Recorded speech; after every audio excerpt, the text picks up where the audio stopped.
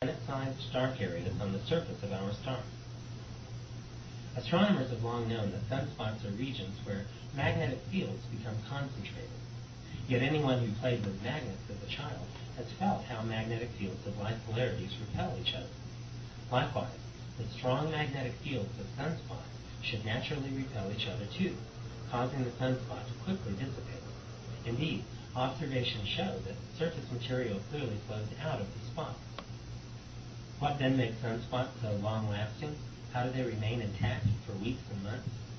A team of scientists had to look beneath the surface of the sun to find the answer.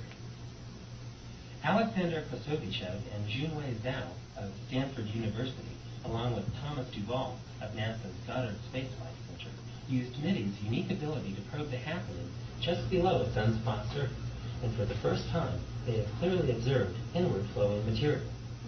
We discovered that the outflowing material is just a surface feature, said Zhao. If you can look a bit deeper, you find material rushing inward, like planet-sized whirlpools or hurricanes.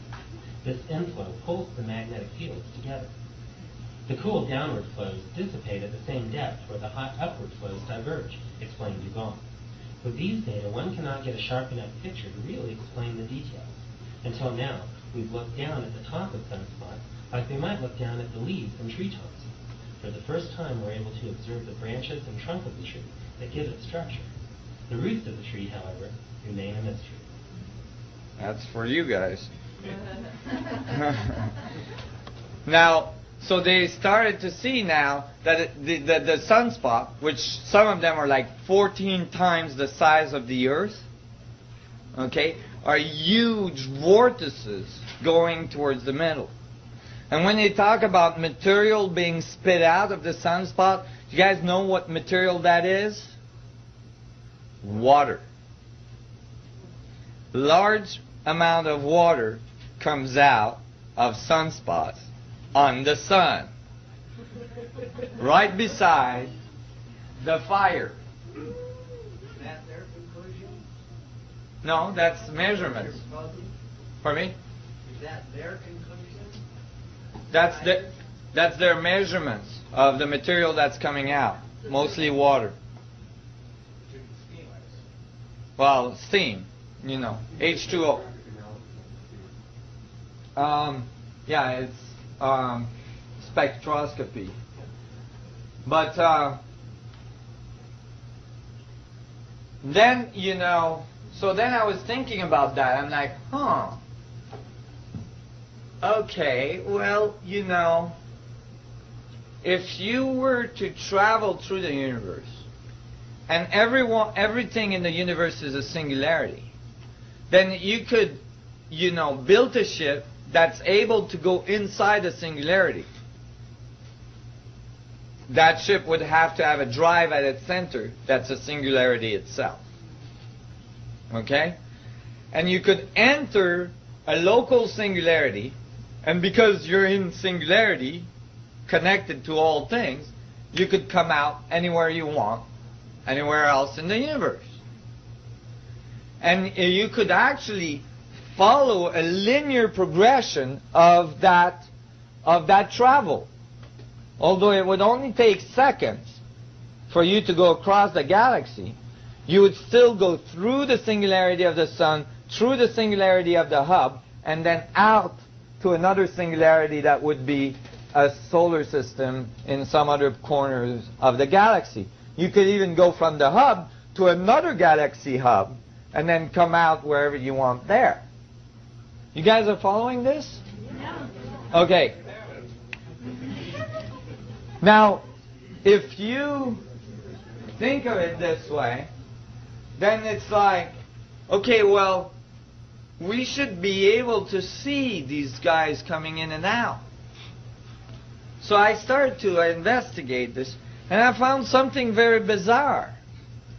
I found that most of the telescope and probes that observe the sun are owned by no one else but the Vatican.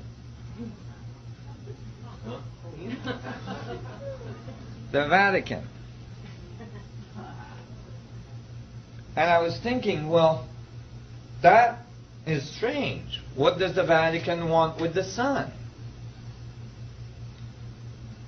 And I noticed, so I started to, kind of keep track of what was going on the sun.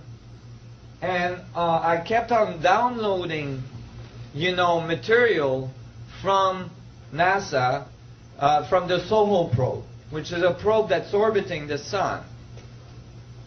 And one day, this video was put on the net. This was a while ago, almost 5 years ago now. There's been many others since then. This is a good one.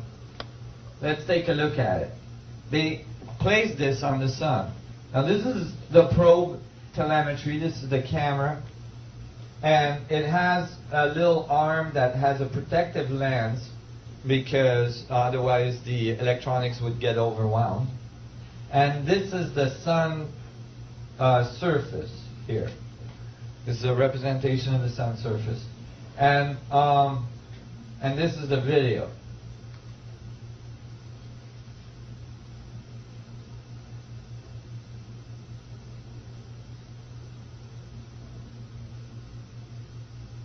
So this video was placed on the net saying comets, sun-gazing comet hits the sun. And a bunch of people downloaded this stuff. And emailed NASA and said, what are these objects? Because